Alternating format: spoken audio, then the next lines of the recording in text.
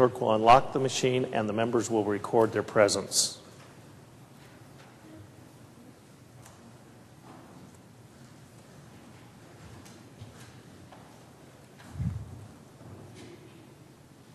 Has every member recorded their presence?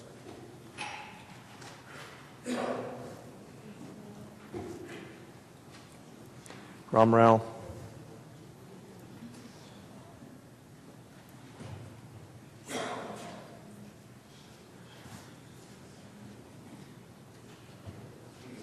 The clerk will lock the machine and record the roll.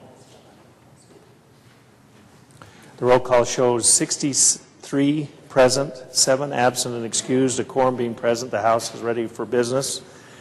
The second order of business is prayer by the chaplain, followed by the Pledge of Allegiance. Today the prayer will be led by Representative John Rushi, and the Pledge of Allegiance will be led by House Page Travis Mapes. Would everyone in the gallery please stand? Good morning. Many of you know that I spent a large part of my work life as a children's physician, and kids do say the darndest thing. In fact, Art Linkletter made a career out of that. I've been particularly intrigued of late by the current ads doing focus group discussions of 6-year-olds. Only a kid would say, tape a cheetah to her back to make grandma faster. But children have a large role in the Bible too, especially in the New Testament. In fact, Jesus said that unless we become as little children, we cannot enter the kingdom of heaven. Let us pray. Lord, help us be like children, creative, optimistic, friendly, quick to laugh, and slow to hold a grudge. Let us include others on our playground, help us share our snacks, hug our family members, and sleep each night soundly, confident in your love and in the new day. Amen.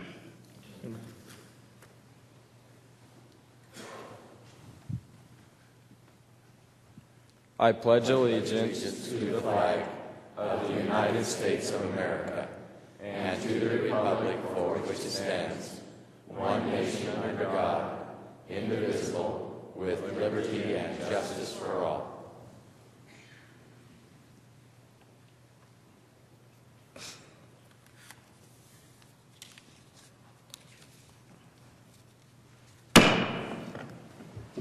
The House will advance to the third order of business, approval of the journal. The House is at the third order. February 8th, 2013. Mr. Speaker, will your Committee on Judiciary Rules and Administration report that we have read and approved the House Journal of the 32nd Legislative Day and recommend same be adopted as corrected. Moved by Wills, seconded by Burgoyne. You've all heard the motion. All those in favor say aye. Aye. Those opposed say nay. The ayes have it. The motion carries and the report is adopted. The House will now advance to the fourth order of business, consideration of messages from the Governor and the Senate. The House is at the fourth order. February 7th, 2013. Mr. Speaker, I transmit herewith enrolled Senate Concurrent Resolution 102 for the signature of the Speaker, Novak, Secretary of the Senate. Senate Concurrent Resolution 102 will be signed by the Speaker and returned to the Senate. February 7th, 2013. Mr. Speaker, I return herewith enrolled House Bill 2 and House Bill 3, which have been signed by the President. Novak, Secretary of the Senate. House Bill 2 and 3 will be referred to Judiciary Rules and Administration and delivered to the Governor for his signature. February 7th, 2013. Mr. Speaker, I transmit herewith Senate Bills 1001, 1004, and 1027, which have passed the Senate. Novak, Secretary of the Senate. Senate Bills 1001, 1004, and 1027 will be filed for first reading. The House will now advance to the fifth order of business, report of standing committees. The House is at the fifth order. February 8th, 2013. Mr. Speaker, will your Committee on Judiciary Rules and Administration report that we have printed House Bills 107, 108, 109, 110, 111, 112, 113, 114, 115, 116, 117, 118, and 119. Wills, Chairman. House Bills 107 and 108 will be assigned to the State Affairs Committee. House Bill 109 will be assigned to the Health and Welfare Committee. House Bills 110, 111, 112, 113, 114 will be assigned to the Agriculture Affairs Committee. House Bill 115 will be filed for second reading.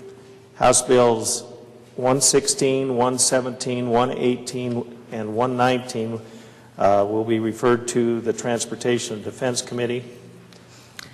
February 7th, 2013. Mr. Speaker, will your Committee on State Affairs report that we have had under consideration House Bill 55 and recommend that it do pass? Lurcher, Chairman. House Bill 55 will be filed for second reading. February 7th, 2013. Mr. Speaker, will your Committee on Human Resources report that we have had under consideration House Bill 91 and recommend that it do pass? Hartkin, Chairman. House Bill 91 will be filed for second reading. February 7th, 2013. Mr. Speaker, will your Committee on Business report that we have had under consideration House Bills 54 and 74 and recommend that they do pass? Henderson, Chairman. House Bills 54 and 74 will be filed for the second reading. February 8th, 2013. Mr. Speaker, will your Committee on Resources and Conservation report that we have had under consideration House Bills 48 and 49 and recommend that they do pass? Denny, Chairman. House Bills 48 and 49 will be filed for second reading. Without objection, the House will now advance to the eighth order of business, introduction, first reading, and reference of bills and joint resolutions. The House is at the eighth order. In the House of Representatives, House Bill number 120 by State Affairs Committee, an act relating to the Idaho State Lottery, amending Section 677408 Idaho Code to revise powers and duties of the Idaho State Lottery Commission relating to the methods to be utilized in selling lottery tickets and shares. House Bill number 121 by State Affairs Committee, an act relating to the Idaho Credit Rating Enhancement Committee, amending Section 671224 Idaho Code to revise provisions relating to meetings of the committee and amending Section 671225 to revise powers and duties of the committee and to provide that the committee shall report to the Speaker of the House of Representatives and the President pro tempore of the Senate by August 1st of each year. House Bill number 122 by Appropriations Committee, an act appropriating additional monies to the Soil and Water Conservation Commission for fiscal year 2013 and declaring an emergency. House Bill number 123 by Appropriations Committee, an act appropriating additional monies to the Lava Hot Springs Foundation for fiscal year 2013 and declaring an emergency. House Bill number 124 by Judiciary Rules and Administration Committee, an act relating to the State Board of Correction, amending Section 223 Idaho Code to revise provisions relating to the return of a certain bond and to make technical corrections. House Bill number 125 by Judiciary Rules and Administration Committee, an act relating to guardianship and conservatorship, amending Section 155-308 Idaho Code to revise provisions relating to criminal history and background checks on certain persons, to revise provisions relating to guardianship proceedings and to make technical correction, amending Section 155-311 to establish provisions relating to the appointment of a guardian and an incapacitated person and to establish certain reporting requirements, amending Section 155-316 Idaho Code to revise provisions relating to criminal history and background checks conducted on certain persons, amending Section 56-1004A Idaho Code to establish additional provisions relating to criminal history and background checks, to grant the Department of Health and Welfare certain rulemaking authority and to make technical corrections, amending Section 66-404 Idaho Code to revise terminology, to establish provisions relating to the appointment of a guardian for conservator of an incapacitated person and to establish certain reporting requirements, and amending Section 66-405 Idaho Code to revise terminology, to provide that certain information shall be included in certain report and to make technical correction. House Bill number 126 by Judiciary Rules and Administration Committee, an act relating to assault and battery, amending Section 18915 Idaho Code to establish additional provisions relating to assault or battery upon certain personnel. House Bill number 127 by Business Committee, an act relating to the Bureau of Occupational Licenses, amending Section 672609 Idaho Code to provide that the Bureau of Occupational Licenses may collect and pay certain fees relating to criminal background checks. House Bill number 128 by Resources and Conservation Committee, an act relating to water, amending Section 422205 Idaho Code to provide that the liens by operating companies may not bind any land for a longer period than 3 years after the filing unless proceedings are commenced in a court within that time to enforce the lien and to make a technical correction.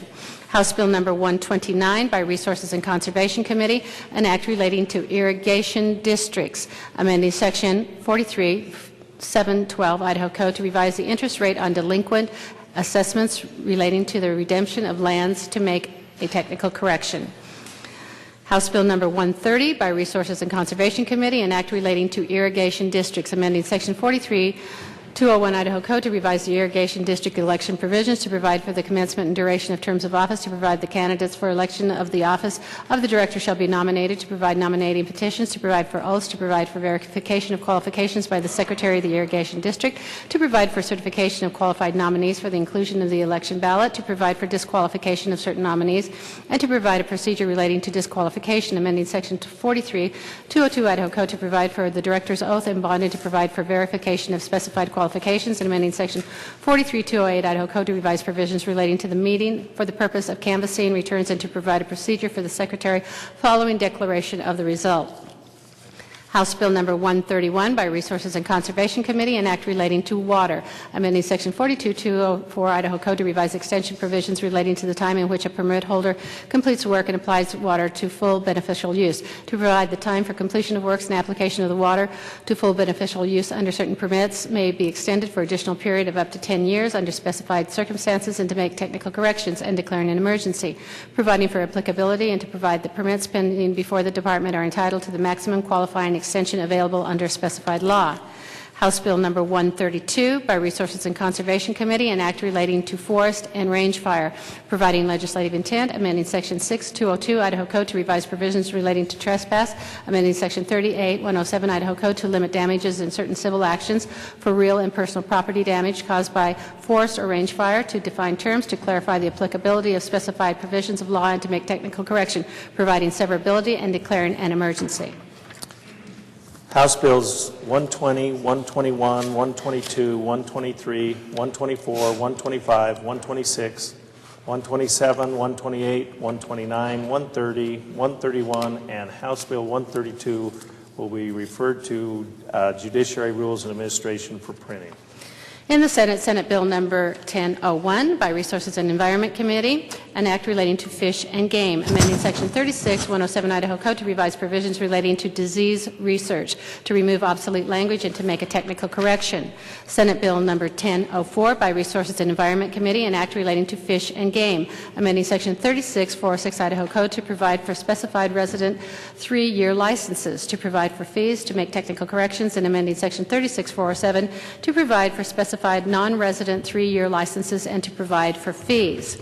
Senate Bill Number 1027 by Education Committee, an act relating to education scholarships, repealing Section 33-3722 Idaho Code relating to the Student Education Incentive Loan Forgiveness Contract, amending Section 33, 4301, 4302 to establish the Armed Forces and Public Safety Officers Scholarships Program, to revise provisions relating to individuals eligible for the Armed Forces and Public Safety Scholarship Program, to define terms and to make technical corrections, repealing Section 430.02A Idaho Code relating to public safety officer-dependent scholarships, repealing Section 334303 relating to the Idaho Robert R. Lee Promise Scholarship Program, repealing Section 334304 relating to public policy, repealing Section 334305 relating to purposes, repealing Section 334306 relating to definitions, repealing Section 334307 and 4308 relating to maximum number of grants, repealing Section 334309 relating to remittance in case of discontinued attendance, repealing Section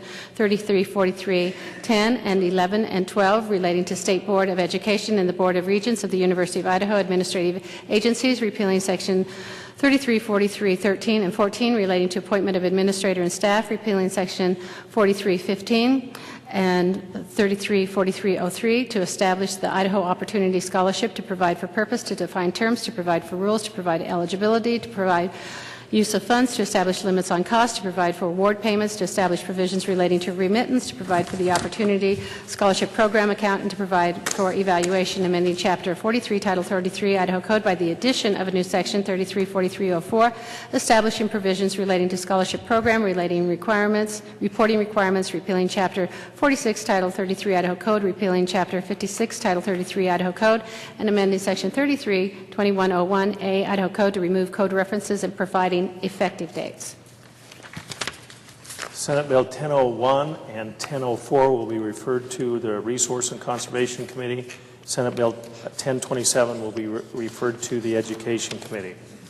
Without objection, the House will now advance to the 10th order of business, second reading of bills and joint resolutions. The House is at the 10th order. In the House of Representatives, House Concurrent Resolution 3 by Education Committee regarding cursive writing. House Concurrent Resolution number 3 will be filed for third reading. The House will now advance to the 11th order of business, third reading of bills and joint resolutions. The House is at the third order. Good gentleman from District 14. Mr. Speaker, point of personal privilege and then a motion. Gentleman has the floor. Thank you, Mr. Speaker. Members of the House, today we're waiting for a program, and you can tell from the aisle there that we're going to have a program, but we're not sure what time they're going to be done on the Senate. As soon as we know, we'll put the House at ease and have that program. In the meantime, we're going to go through the bills. We have 3 bills on the counter that we'd like to hold until Monday, and so I'll make a motion. They vary for reasons on why we're holding them, from waiting for more information to a few people that aren't here that would like to vote, things like that.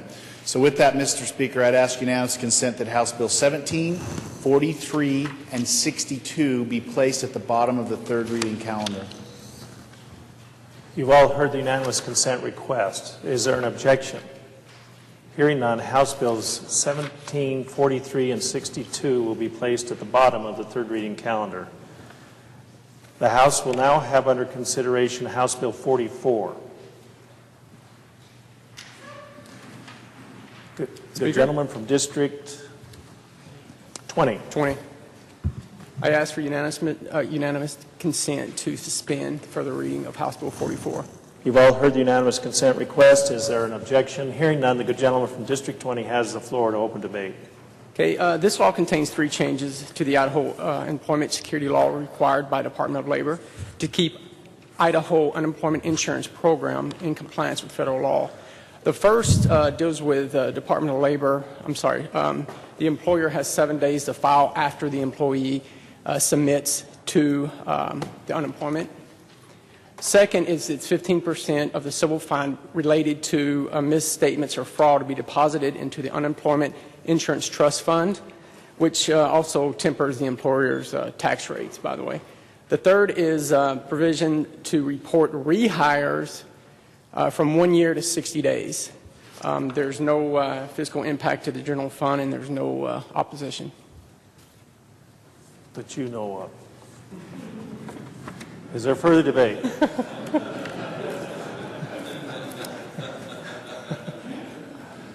Hearing none, debate is closed. The question is, shall House Bill 44 pass the House? The clerk will unlock the machine. The members will cast their votes.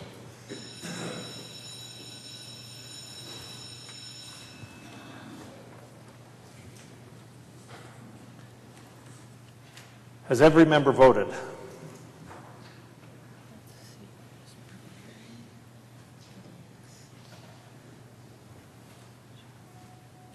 That's good. Does any member wish to change his vote? The clerk will lock the machine and record the roll.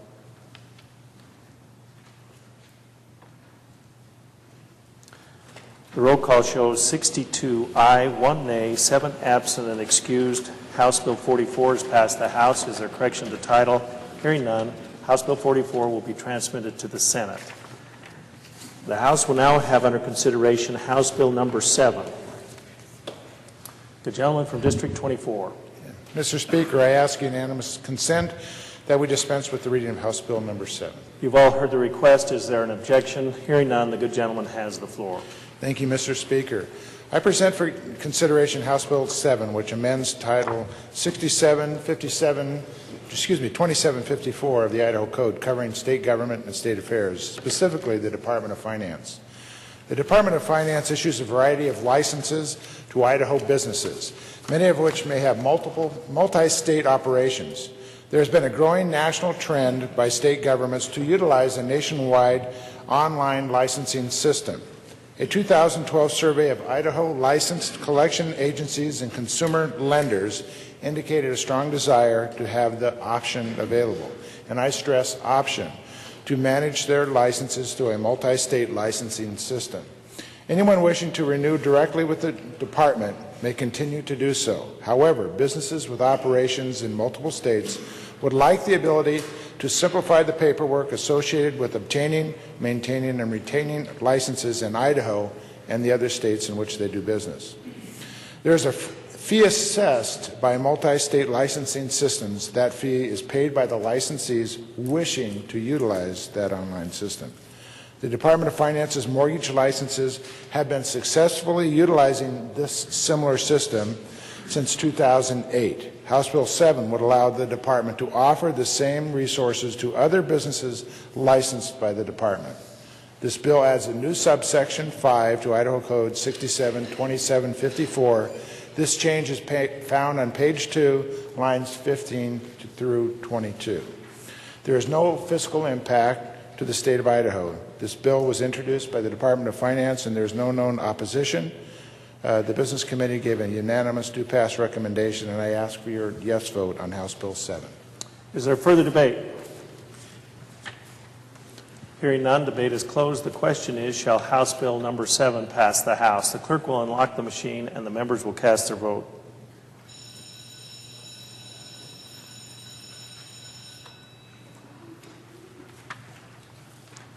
Has every member voted? No one? Okay. Got it. Does any member wish to change their vote?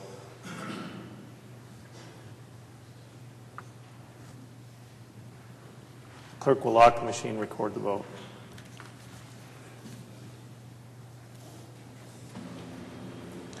The roll call shows 63 ayes, 0 nays, 7 absent and excused. House Bill number 7 has passed the House. Is there correction to title? Hearing none, House Bill number 7 will be transmitted to the Senate. The House will now have under consideration House Bill number 8. Good lady from District 29. Mr. Speaker, I ask unanimous consent that further reading of House Bill 8 be dispensed with. You've heard the request. Without objection, the lady has the floor. Thank you. This bill was brought by the Department of Finance, and it would provide regulatory authority to the Department of Finance over unlicensed entities that solicit or advertise to make consumer purpose loans in Idaho, including the proliferation of unlicensed online payday lenders targeting Idahoans. House Bill 8 also includes important provisions that reduce regulatory burdens for consumer lenders licensed under the Idaho Credit Code by improving efficiencies in the department's licensing processes. House Bill 8 has the support of the Idaho Financial Services Association, with whom the department has worked closely on this legislation. I will like to highlight a couple of the items that on page 8 and page 8 and page 2, it amends the territorial application provision of the Idaho Credit Code to require that persons who solicit or advertise to make consumer purpose loans in Idaho be licensed. It also amends licensing renewal provisions for consumer lenders to provide a license reinstatement period for licensees who fail to renew on time. And there would be no financial penalty for the license reinstatement because the total cost for reinstatement will be the same as if the business were applying for a new license. It extends prohibited acts that now apply to payday and title lender licensees to payday or title lenders operating in Idaho who are not licensed but by law should be. And it established that a license application shall be abandoned or withdrawn after a 60-day period during which an applicant has been unable to clear license application deficiencies.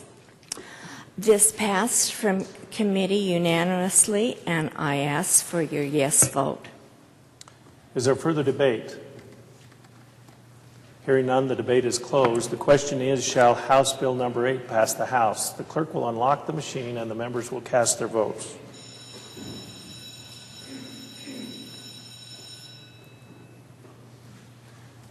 Has every member voted?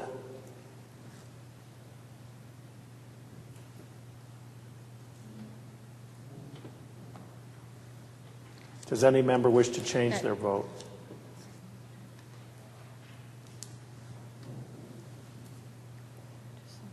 The clerk will lock the machine, record the roll call vote.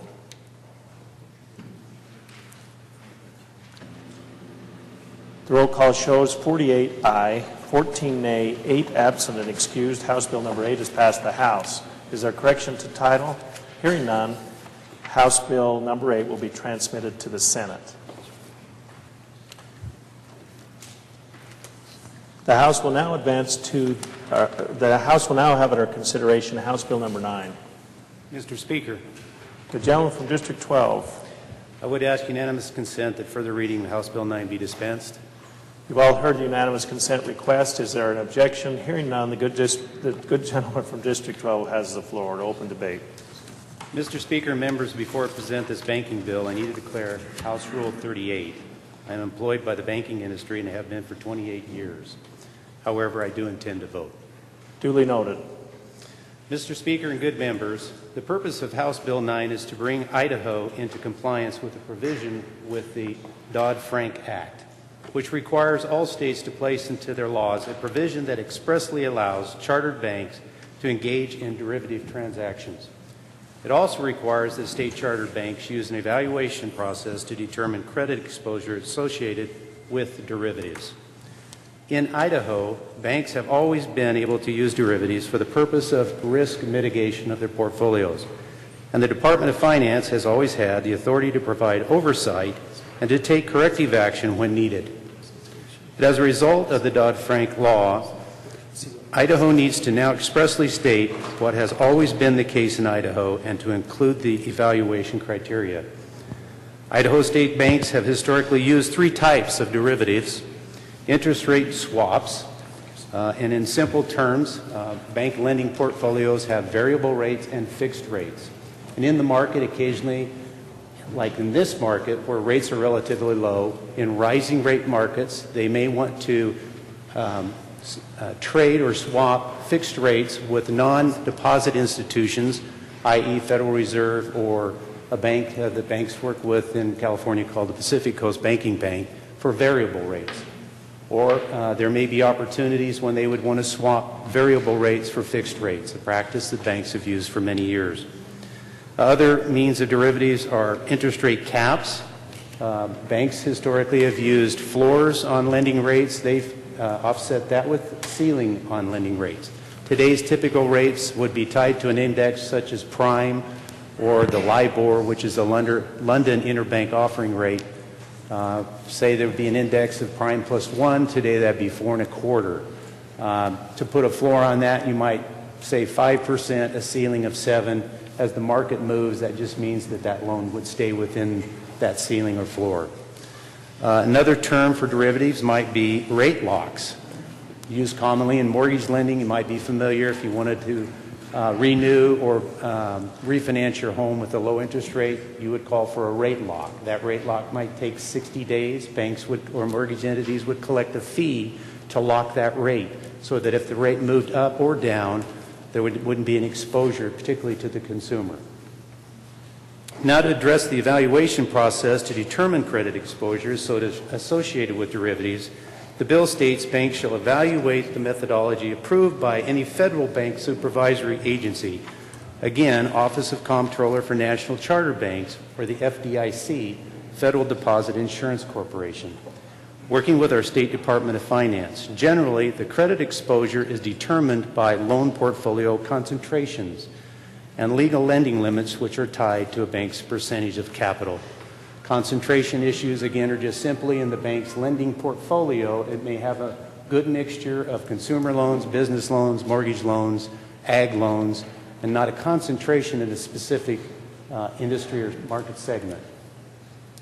The Dodd-Frank provision required consistency and compliance across the country and even stated in what section of the state code the new language needed to be inserted. Yes, this is incredible micromanaging on the part of the federal regulators, but to not comply is to put our state charter banks at a competitive disadvantage. If Idaho does not pass legislation this year, the FDIC will consider any state charter bank already involved in derivatives to be in noncompliance, opening the door for existing contracts to be challenged as null and void. In addition, regulators would likely pursue penalties and other regulatory actions as these banks would be essentially breaking the law. Needless to say, this could be a serious and devastating blow to our community banks. Also, not passing the bill would seriously disadvantage state-chartered banks, as it would remove a useful tool other banks would allow to use for managing interest rates.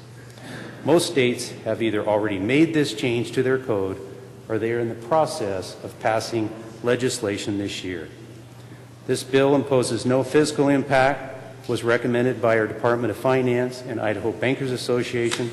It came through our business committee with unanimous do pass. I would ask for your yes vote. Thank you. Thank you. Is there further debate?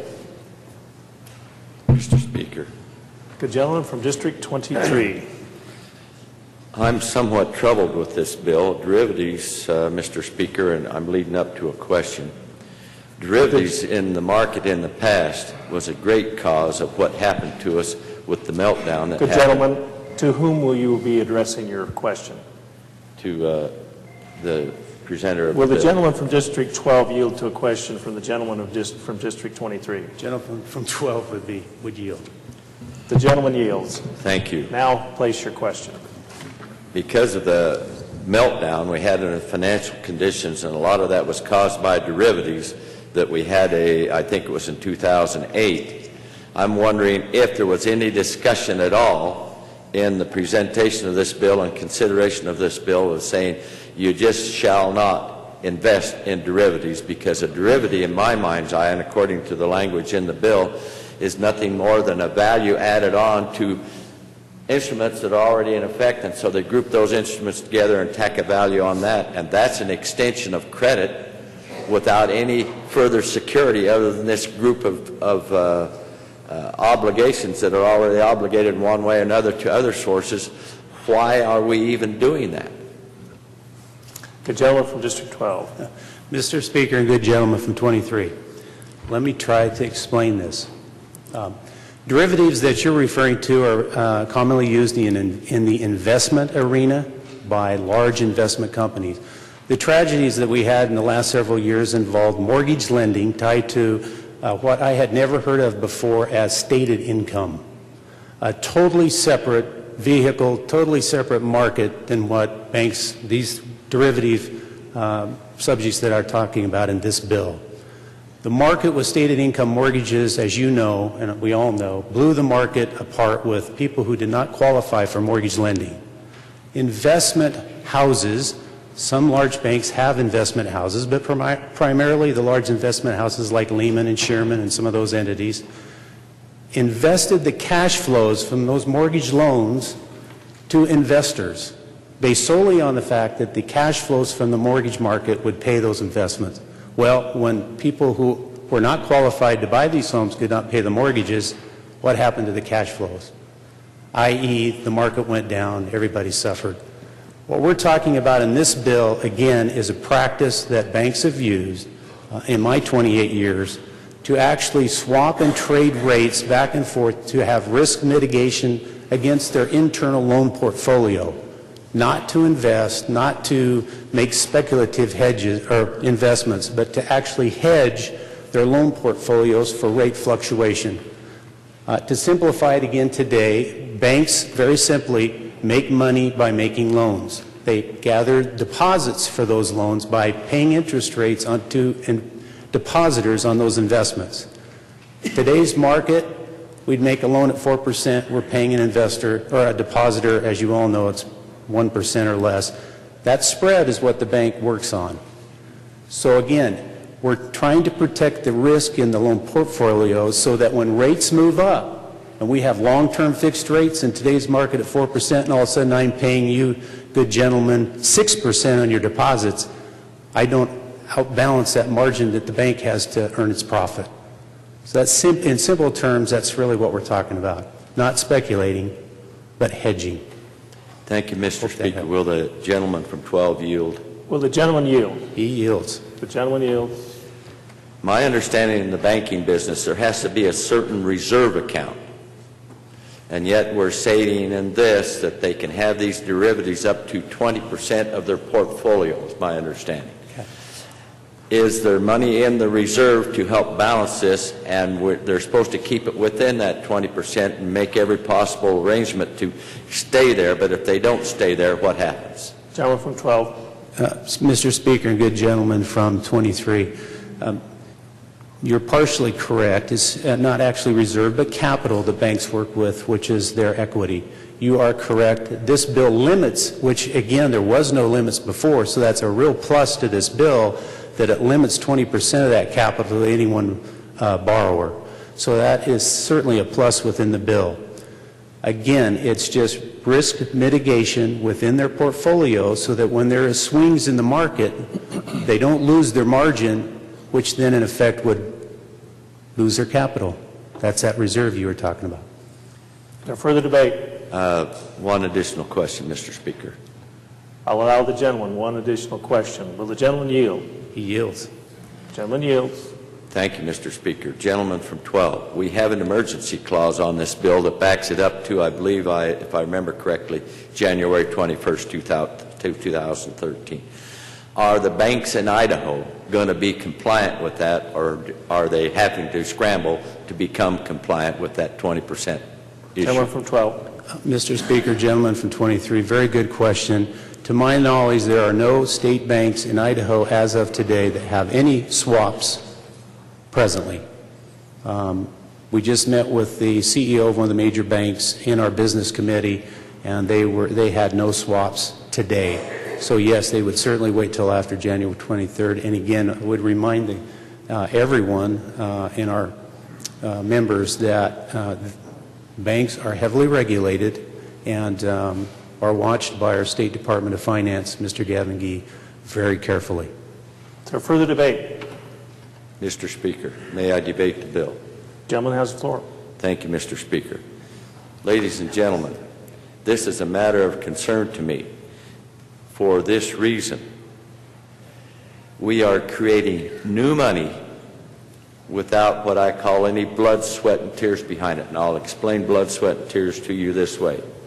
When you use your time to go out and earn money by trading your time to somebody else for their property, your property is your time, and you trade that to somebody else, you're doing something in the economic system to create value and add to the economic system. What this system is allowing them to do is to create credit or value without the blood, sweat, and tears. I hope you understand what I'm saying there. Where is their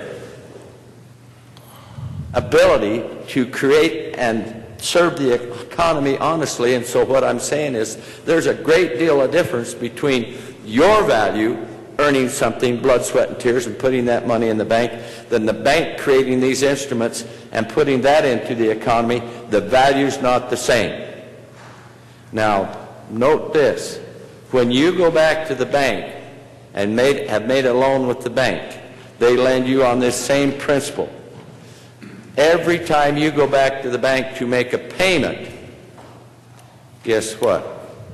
On the value extended to you, which may not have much blood, sweat, and tears in it, particularly if it's a personal note, and I consider this in the same arena, these derivatives somewhat that way, that's not the same value put into the economic system as you put into the economic system. But when you go to pay back that obligation, or when these banks are going to take this derivative and this credit and pay it back or settle the obligation, are they settling it with the same value out of the economy? I say no. And to me, this is a problem. I'm wondering why we're even doing this. Therefore, I'll be voting no. Thank you. Is there further debate? The gentleman from 2. Thank you, Mr. Speaker, to debate the bill. Gentleman has the floor. Mr. Speaker, I too was concerned about this bill, but I just want to suggest to you that the banks today in Idaho, in order to make money, have got to be going where the market is, which is commercial loans. Commercial borrowers are looking for the lowest possible interest rate, and the banks must therefore loan at that low interest rate. There's no question to the banks and to all of us that interest rates will increase, and all we're doing here is allowing the banks to offset that risk so that when the loans interest rates do increase, the risk will be much minimized by the ability to leverage that loan at the lower rate. And that's all we're doing, is protecting our banks so that their capital will be protected when the interest rates increase. Thank you, Mr. Speaker. Thank you, good gentleman. Is there further debate? Hearing none, would the gentleman from District, for what purpose does the gentleman rise? To debate the second time. Does anyone wish to debate for the first time? The gentleman has the floor. Thank you, Mr. Speaker. And I tend to agree with the gentleman from 3, is it? 2? 2. However, there is this other possibility. When they are only allowing the bank a 20% of their assets to be allowed with these derivatives, they're admitting there is a certain amount of risk there. And I'm wondering if that risk is really being covered like it ought to be covered. And therefore, I'm still voting no. Thank you. Would the gentleman from District 12 care to declare? Well, is there further debate for the second time or at all? The gentleman from District 12 is recognized to close the debate. Thank you, Mr. Speaker. And I appreciate the comments by my colleague and gentleman in District 23. I would clarify for him, though, his conversations and mine, we're talking apples and oranges. It's not the same. As the good gentleman from District 2 had commented, this bill allows banks to protect the risk in their loan portfolios from rising or lower rates, simply. There's no cash flow investments. We're not raising money from anyone. We're just taking the loans that we've already made to you folks out there to protect the interest rate margin that the bank has, so that, as our gentleman in District 2 had commented, will not lose their profit margin. Again, I would say the Dodd-Frank Wall Street Reform and Consumer Protection Act, the lovely Dodd-Frank Act, requires state law to take into consideration a state-chartered bank's credit exposure to derivative transactions in order for state banks to engage in them after January 21st, 2013, which our state banks will do. Many banks engage in non-complex derivative transactions, for the purpose of mitigating interest rate fluctuation and other types of risk, and to facilitate extensions of credit. Idaho Code Section 26705 is amended to ensure that Idaho state banks continue to have the ability to engage in basic risk mitigating derivative transactions. Again, I would appreciate your vote yes. Thank you, Mr. Speaker. Debate is closed. The question is, shall House Bill number 9 pass the House? The clerk will unlock the machine and the members will cast their votes.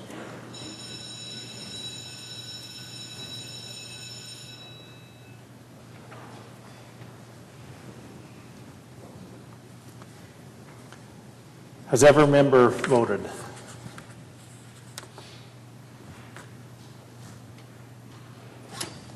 Representative Gibbs. Youngblood. Representative Youngblood.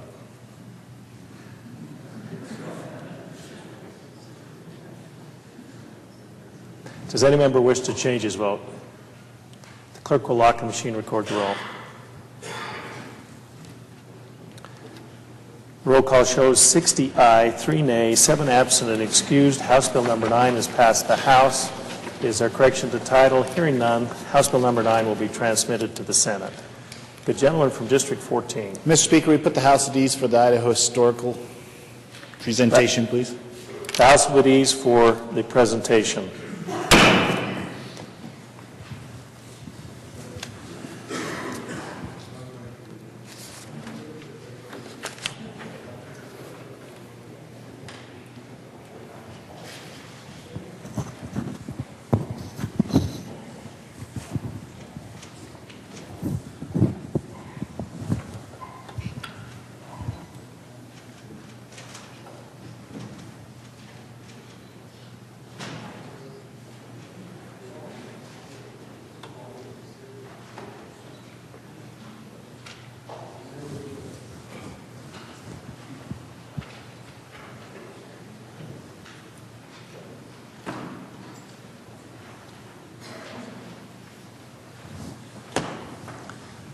We'd like to thank the Idaho Historical Society for their efforts today to present what is a unique document to Idaho, and you are all receiving replica copies of this unique document. This is the appointment over Abraham Lincoln's signature of William Wallace, the first governor of the territory of Idaho, and on the reverse side is his acceptance, his swearing in, if you will, via mail of his being sworn in as the governor. It's a unique document.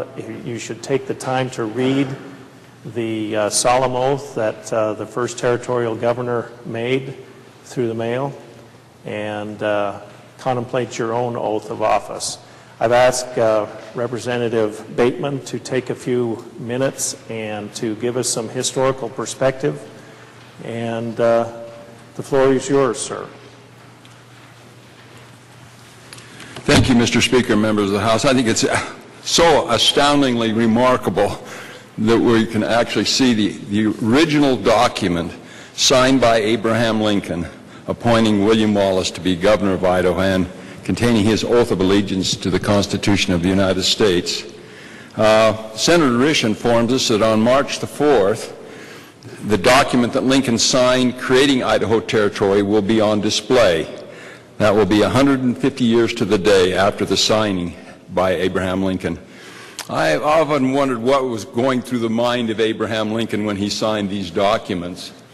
They say that the Bible tells us that all our thoughts are recorded in heaven, and if and when I ever arrive there, I'm going to check with a thought librarian to just see what he's thinking. Did it possibly enter his mind that he was creating this glorious place that we call Idaho?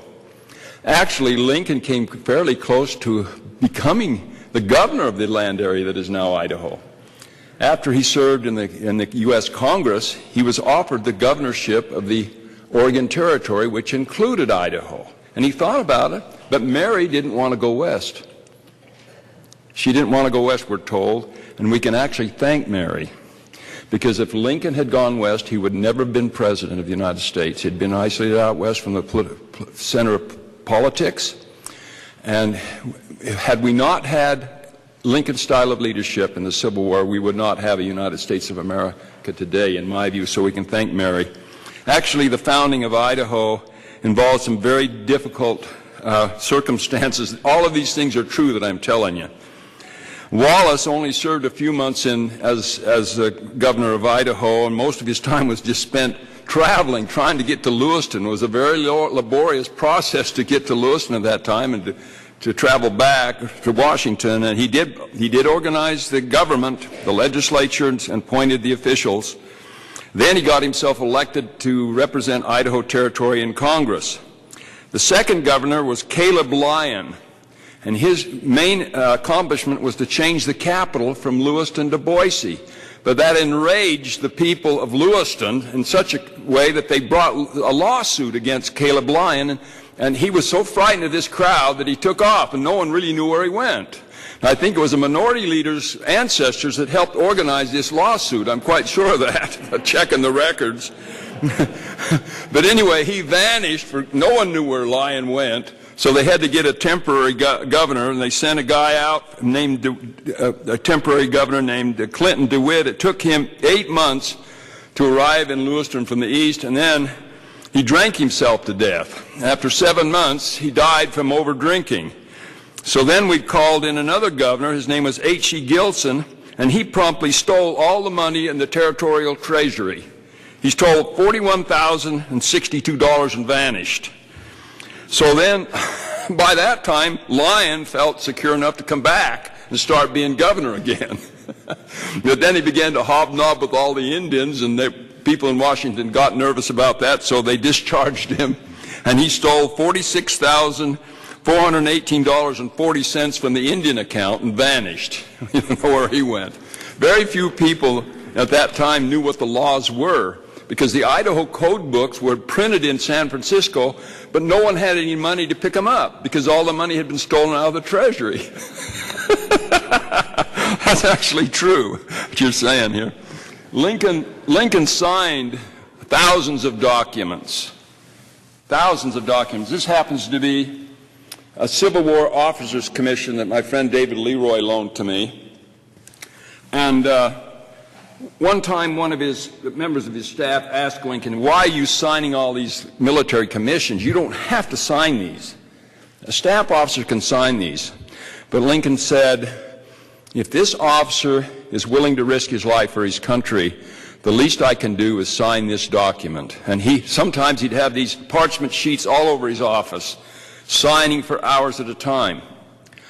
Actually, Lincoln was willing to risk his life for his country continually. He was a battlefield president and spent much of his time touring the front lines of the Union Army, often under very dangerous conditions and often without proper protection. In fact, did you know that Abraham Lincoln was the only president who was in a battle while serving as president? It's actually true. He was in the midst of a battle. When the war seemed to be winding down in 1864, lo and behold, a Confederate army appeared at the gates of Washington. Jubal Early, this dashing Confederate cavalry officer, had somehow got an army of 25,000 men together. And they were a dashing bunch of... I'm glad that the Union won the Civil War, but you have to pay tribute to these Confederates. They were a noble, dashing set of men. Did you know that half of the Confederate soldiers of military age were either killed or wounded in the Civil War?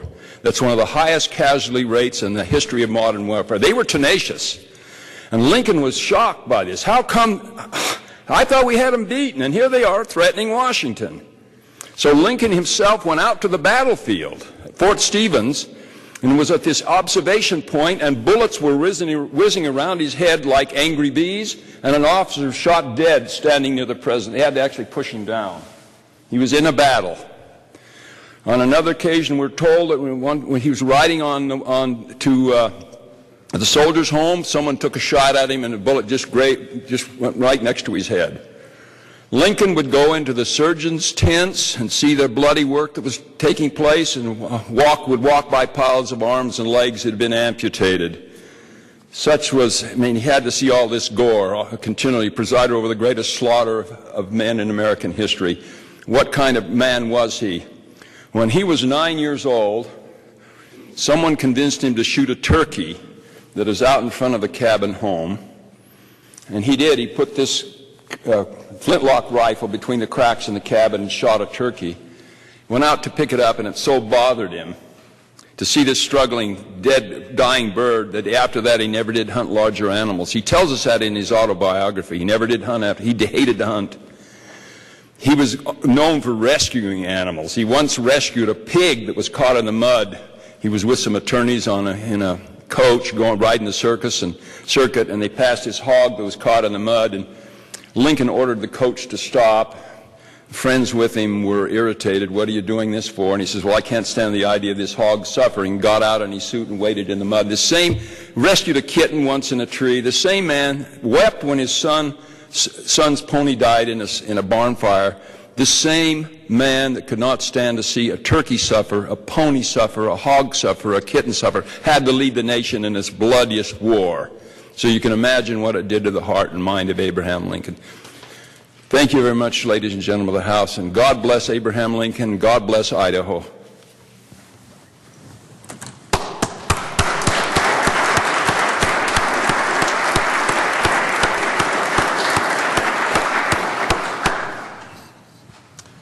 Thank you, Representative Bateman. We appreciate your insights and the perspective that you give us nearly on a daily basis. Ladies and gentlemen of the House, please take time to thank the Historical Society for their going the extra mile for this unique memento that you have as we celebrate our state's 150th anniversary.